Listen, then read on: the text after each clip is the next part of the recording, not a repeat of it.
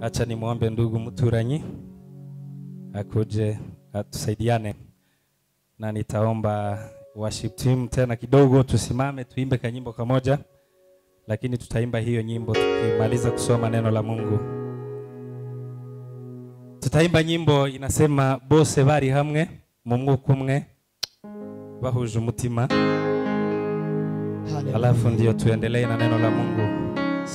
Lakini acha tusome neno la Mungu. Kadusome ijambo ry'Imana hanyuma turaririmba iyo ndirimbo. Kandi n'umusomyi wacu n'ubundi nawe tena na msomi ambaye atatusomea neno la Mungu afate Biblia na shaka hagarare hano imbere. Achukue Biblia atasimama hapa mbele atusaidie kusoma kufatikanya na tukuje kuambatana. Kandi Imana iradufasha twese. Tena Mungu atatusaidia sote. Jenda soma ahantu habiri na waraza gusoma handi henshi. Nitasoma mahali pawili alafu naye atakuja kusoma. Acha tusome neno la Mungu katika kitabu cha Matendo ya Mitume. Tusome Ibyakozwe n'Intumwa, ni igice cha mbere sura yake ya kwanza umurongo waho wa 4 mstari wa 4. Kongere dusimbuke tuje mu gice cha kabiri umurongo wa mbere. Tutasoma sura ya pili na mstari wa kwanza tena. Hanyuma ndaza kumubwira hari busome na nitakuja kumwambia mahali atakuja kusoma. Hanyuma tuze kuganira umwanya mutoya. Na nyuma tutakuja kuzungumza muda mchache tu. Reka dusome mu izina rya Yesu. Tatusome katika jina la Yesu. Nuko abateranyiriza hamwe abategeka kutava i Yerusalemu, ati ahubwo murindire ibyo data yasezeranije, ibyo nababwiye. Amen. Twongere dusome muri gice cya kabiri umurongo wa mbere. Some sura yake ya pili mstari wake wa kwanza. Umunsi wa Pentekoste usohoye, bose bari hamwe mu mwanya umwe bahuje umutima. Amen. Amen.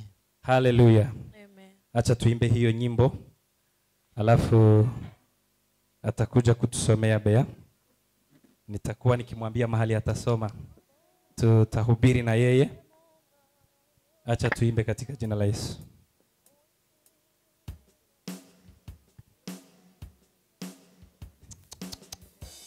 Hallelujah. Hey, hallelujah.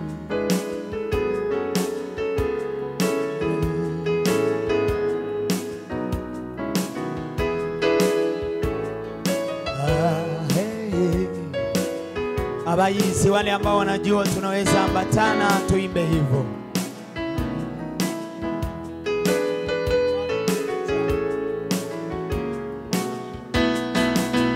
Bose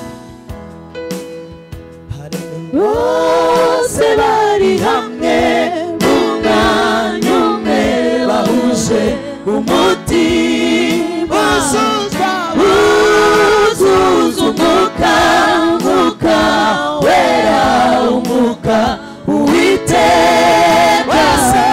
Bose bari hamwe mu mwanya umwe bahuje umutima buzuza umwuka wera umwuka Uwiteka.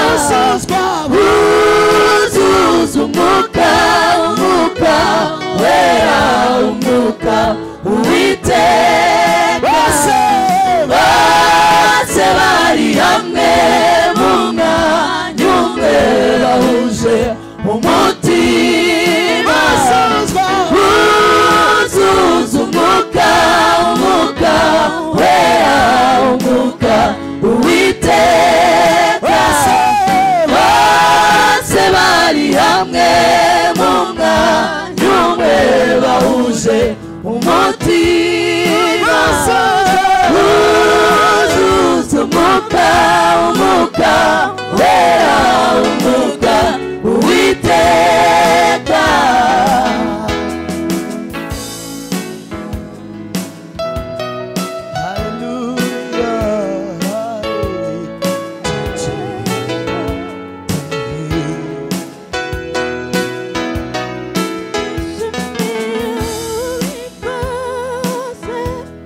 Umwe mwashinyaguriye yarapfuye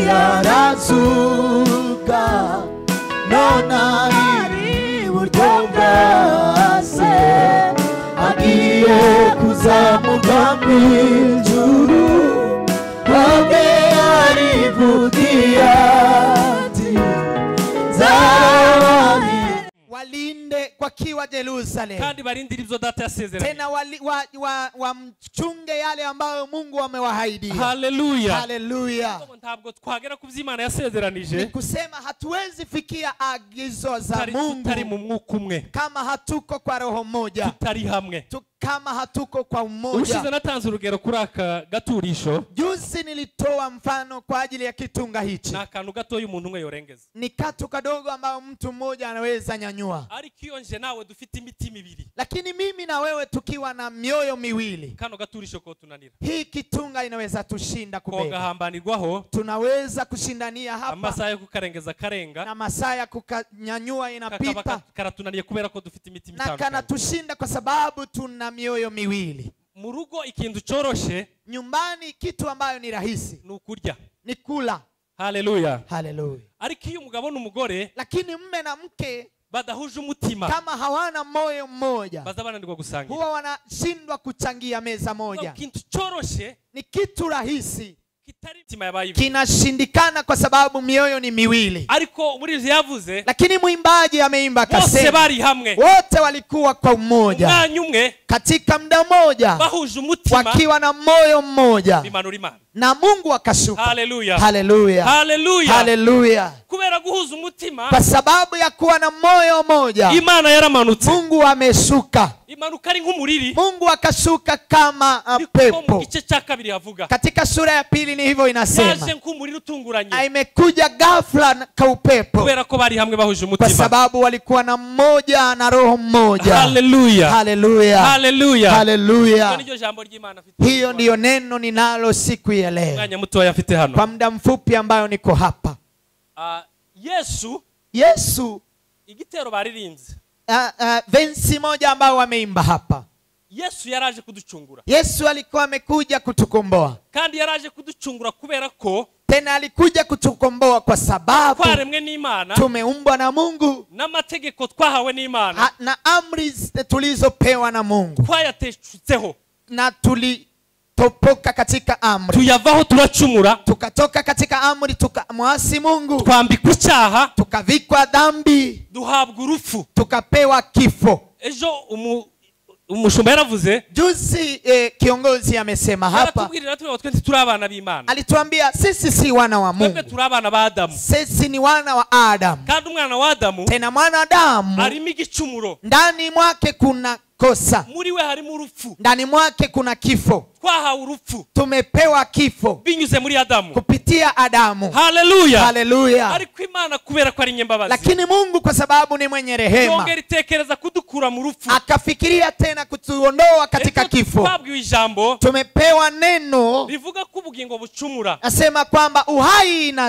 inafanya dhambi, na uhai huyo ambazo unafanya dhambi ndio mnakufa. Mwenye dhambi ni ugomba gupfa, yeye ndiye analazimika kufa. Ariko Yesu, lakini Yesu tiyigeza umunyabyaha, hajafanya dhambi. Yesu ntiyakoze icyaha, Yesu hajafanya dhambi hata siku moja. Yesu ntiyigeza akora icyaha, Yesu hajawahi kutenda dhambi. Ariko Yesu niwe wapfuye, lakini Yesu ndiye amekufa, apfa mu cyimbo cyanje, akafa pa nafasi yangu. Je wemeye kumwita umwami, mimi ambao nimekubali kumwita mfalme, amuraho urupfu, akaniondolea kifo, amuraho ibyaha, akaniondolea dhambi. Haleluya. Haleluya. Niyo mirimo Yesu yaje gukora, hizo ndizo kazi Yesu amekuja kufanya ulimwenguni. Yesu yaravutse, Yesu amezaliwa, Yesu yarakuze, Yesu akakuwa, kuko birivuga ngo yakuza agwiza igihagararo, kwa sababu Biblia inasema amekuwa agwiza ubwenge, akikuwa kihakili, agwiza n'igikundiro, pia na favor. Haleluya. Haleluya. Niko Yesu yakuze, hivyo hivyo Yesu amekuwa. Yesu yatangiye imirimo ye, Yesu ameanza kazi zake, agenda akora ibitangaza bitandukanye, akaenda akitenda ajabu tofauti, kandi akora imirimo itandukanye, tena akatenda kazi tofauti, yose kugira ngo adushikirize ubwami, ili tu atufikishie ufalme. Haleluya. Haleluya. Haleluya. Yesu yageze mu gihe arasenga Yesu alifika nyakati akaomba mu gashamba k'Getsemani katika shamba la Getsemani, kuko umubabaro yarabonye imbere yiwe, kwa sababu ya huzuni aliona mbele kandi zake. uwo mubabaro wagombaga kuba uwanjye, Tena huzuni hiyo ingestahili mimi, ariko ubonye imbere ye, lakini alipoiona mbele zake arasenga. akaomba. Yesu nawe mu gashamba k'Getsemani yagize icyifuzo. Katika shamba la bustani ya Getsemani alikuwa na hitaji, akasema ikiwezekana kino gikombe kindengane, kikombe hichi kinipite, ariko kubera ko ari umugambi w'Imana kuducungura lakini twebwe, kwa sababu ilikuwa ni mpango wa Mungu kwa kutukomboa, Imana yemeye ko bibaho. Mungu alikubali anywe kikombe hicho. Iteranya Pilato, Akamkusanya Pilato, iteranya Herode, iteranya abanyamahanga, kakusanyika watu wa mataifa, n'imiryango y'Abisiraheli, hata familia za wana wa Israeli. baricara kugira ngo bagirire nabi uw'Imana yatumye. Wakakaa ili wamfanyie mabaya yule ambaye Mungu ametuma. Wari umugambi w'Imana Ilikuwa ni mpango wa Mungu wo kugira ngo tuzabe hamwe, ili tuishi kwa umoja, tube mu mwanya umwe, tuwe katika muda mmoja, hanyuma Imana iboneke tena na Mungu aizihirike muri twebwe. katikati yetu. Haleluya, Haleluya, haleluya. haleluya. Aha twasomye rero, Mahali hapa tumesoma sasa, Yesu Kristo wenyine Yesu Kristo peke yake ategeka abigishwa be akaamuru wanafunzi wake kurindira i Yerusalemu, kumchunga katika Yerusalemu. arababwira ngo ntimuve i Yerusalemu, Akamwambia msitoke Yerusalemu, murindirire Yerusalemu, chunge Yerusalemu, murindirire mu itorero, ningoje katika kanisa, mube hamwe mu mwanya umwe, muishi pamoja kwa muda mmoja, umutima n'ibitekerezo, kutanishe mioyo yenu pamoja na fikra zenu, kugira ngo mubashe gusingira ibyo data ili yasezeranije. mpate kuchukua yale ambayo Mungu amewaagizia, Bijya byose nababwiye, yale yote niliyowaambia. haleluya, Haleluya. kuko bidashoboka ko Kwa sababu haiwezekani kwamba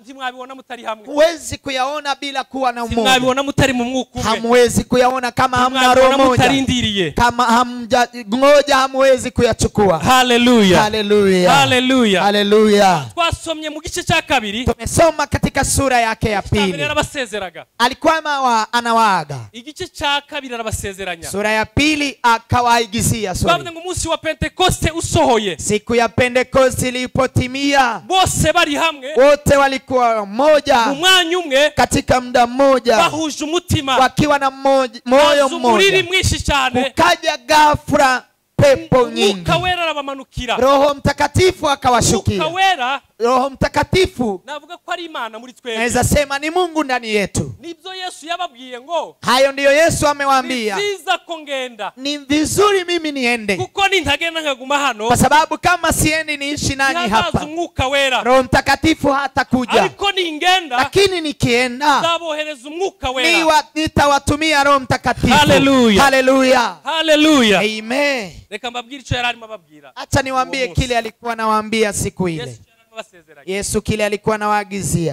Umwuka Wera. ni Roho Mtakatifu. Umwuka Wera. Roho Mtakatifu. Umwuka Wera Roho Mtakatifu afite akamaro kanini cyane.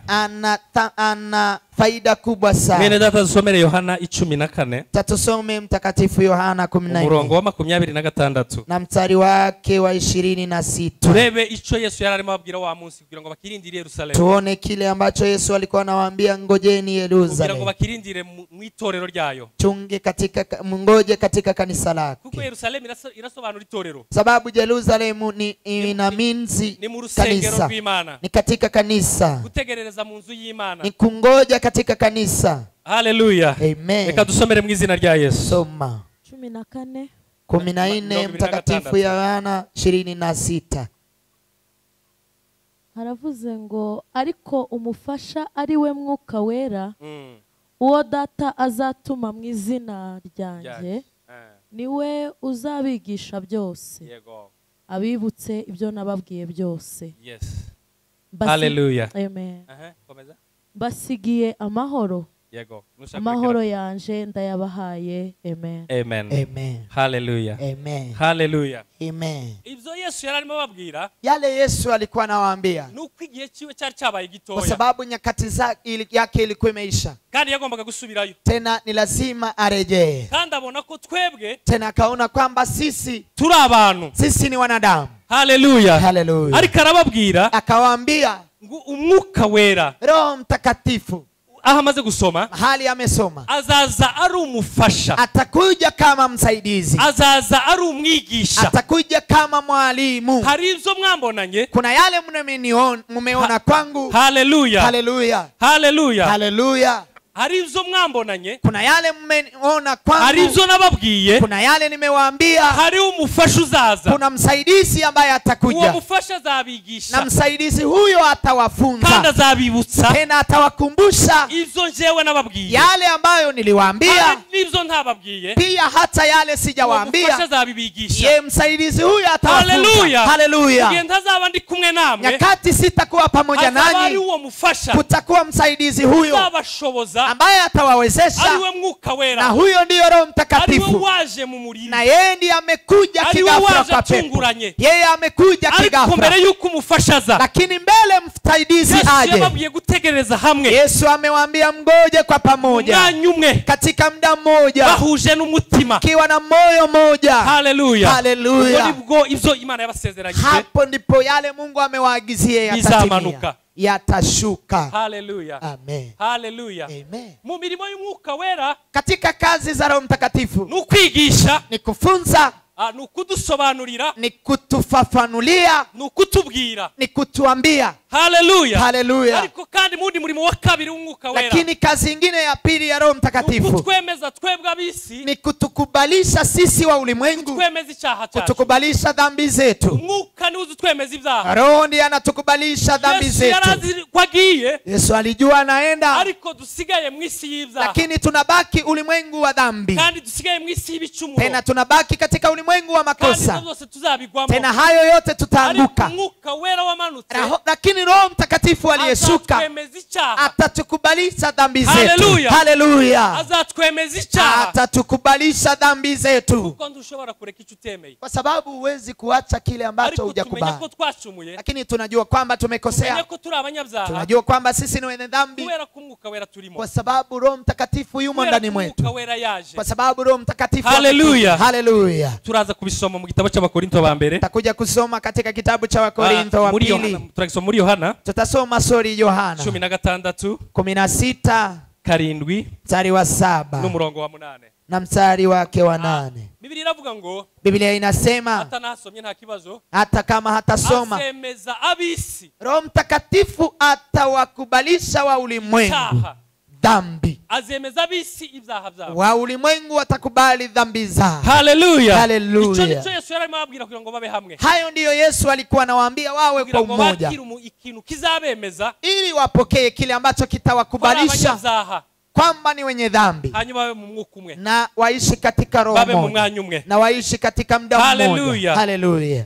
Haleluya, Haleluya. haleluya. Haleluya. Kindi kandi umwuka, Kingine Roho Mtakatifu ukuvuga ngo ni Imana iba muri twebwe, ni Mungu anayeishi ndani mwetu. umwuka wera wa muri twe, Roho Mtakatifu anaishi ndani mwetu. umwuka wera aratwuzuza, Roho Mtakatifu anatujaza. umwuka wera Roho Mtakatifu, ibyo dukora byose, yale tunayoyatenda yote, ibyo tubona byose, yale tunayoyaona yote, ishurirwa tubamo ryose, ufunuo yote ambao tunaishi ni ndani, umwuka wera uba muri ni twe, Roho Mtakatifu ambaye anaishi ndani kandi ni mwetu. umwuka wera uzutwuzuza, Tena ni Roho Mtakatifu anayetujaza hivyo. tuzuzwa n'umwuka wera, Tunajazwa na Roho Mtakatifu, tubamo umwuka wera, tunaishi ndani na Roho Mtakatifu anaishi ndani umwuka mwetu. wera. Tena Roho Mtakatifu, Haleluya. haleluya, Umwuka wera Roho Mtakatifu twuzuzwa nawe, mayo tunajazwa naye, niwe uzuduhishurira. yeye ndiye anatupa ufunuo. Haleluya. Amen. Ntabwo twakora tudafite umwuka wera, Hatuwezi tenda kazi bila Roho ntabwo Mtakatifu, twatunganya tudafite umwuka wera. hatuwezi kuwa kamilifu bila Roho Ubwenge Mtakatifu. dufite, Hekima ambayo tunayo, imbaraga dufite, nguvu ambazo tunazo,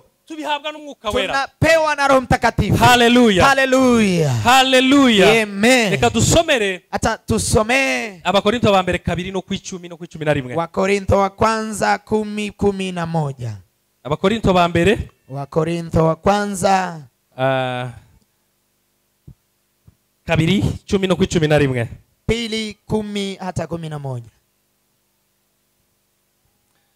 Haleluya. Amen. Umwuka wera atwuzuza imbaraga, Roho Mtakatifu anatujaza nguvu. ariko Imana yabiduhishurishije umwuka wayo, yego, kuko umwuka arondora byose yego ndetse n'amayoberane y'Imana. yego Mbese ninde mu bantu wamenya iby'undi atekereza yego keretse umwuka wa wa wundi umurimo? haleluya N'iby'Imana niko biri, nta haleluya wabimenya keretse umwuka wayo. Amen. haleluya Amen. umwuka wera Roho Mtakatifu niryo ribajya agakiza kacu. yeye ndiye chemchemi ya wokovu wetu. Iyo source yo gucungurwa kwacu. Hiyo ndiyo chemchemi ya wokovu wetu. Haleluya. Haleluya. umwuka wera niyo source y'ubwenge bwacu. Roho Mtakatifu ndiyo chemchemi ya hekima yetu. Ntabwo dushobora kumenya Hatuwezi kujua ibiri imbere, yale ambayo yako mbele. ntabwo twamenya ibiri mu muntu Hatuwezi kuyajua yale yalimo ndani ya mtu